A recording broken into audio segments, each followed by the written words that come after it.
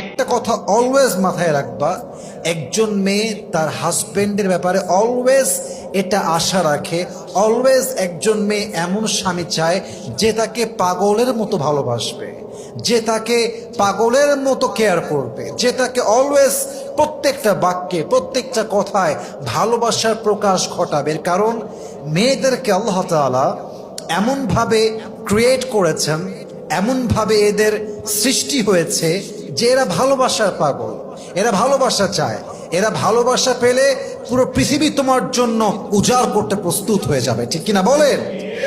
বউকে ভালোবাসার ক্ষেত্রে কোনো কৃপণতা চলবে না, বউকে ভালোবাসার ক্ষেত্রে কোনো লজ্জা চলবে না। এটা আমার বউ, এটা আমার ভালোবাসা, এটাই আমার জীবন, এটাই আমার মরণ, এটাই আমার জান্নাতের সঙ্গী।